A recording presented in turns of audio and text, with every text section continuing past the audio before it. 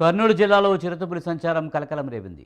కొసిగ బసవన్న కొండ సమీపంలో అనారోగ్యంతో చిరుత నడవలేని స్థితిలో పడి ఉంది. చిరుతను చూసేందుకు చుట్టుపక్కల నుంచి ప్రజలు భారీగా తరలివచ్చారు.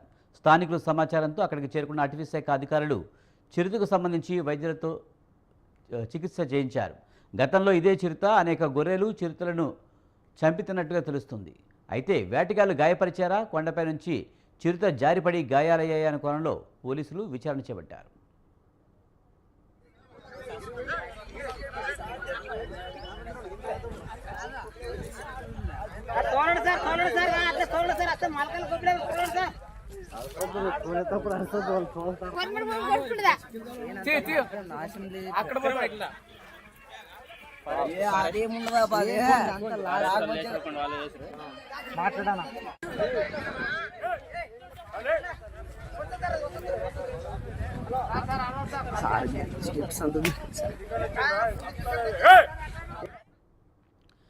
కర్నూలు జిల్లాలో చిరుతపులి సంచారం కలకలం రేపింది. దీనిపై మరింత సమాచారాన్ని మా ప్రతినిధి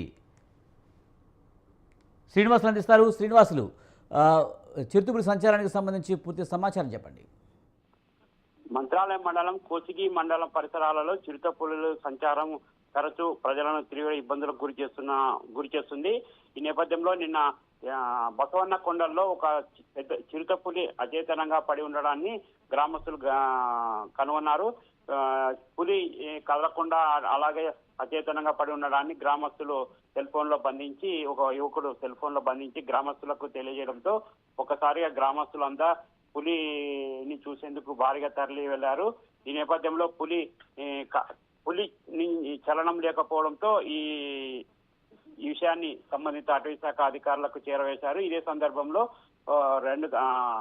అటవీ శాఖ అధికారులు చిరుతపులి స్థలానికి దాదాపుగా 2 గంటల ఆలస్యంగా రావడంతో ఈ లోపు గ్రామస్తులంతా ముఖమ్మడిగా కలిసి కొంతమంది యువకులు పులిని బంధించేందుకు వాళ్ళతో బంధించే ప్రయత్నం చేశారు. ఈ నేపథ్యంలో ఆ పులిని బంధించే ప్రయత్నంలో ఒక యువకునికి గాయాలు కావడంతో ఎట్టకేలకు బంధించి అటవీ శాఖ అధికారులకు అప్పగించారు. ప్రస్తుతం ఈ చిరుతపులిని అటవీ శాఖ కార్యాలయానికి తరలించి అక్కడ చికిత్స అందించి ఈ రోజు తిరుపతి జూకు తరలించే ప్రయత్నంలో ఉన్నారు.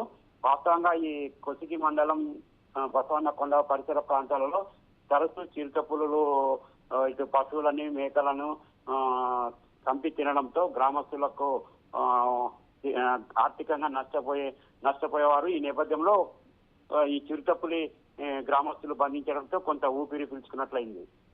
శ్రీనివాసులు, ఈ చిరుత అనారోగ్యం పాలైందని చెప్తున్నారు.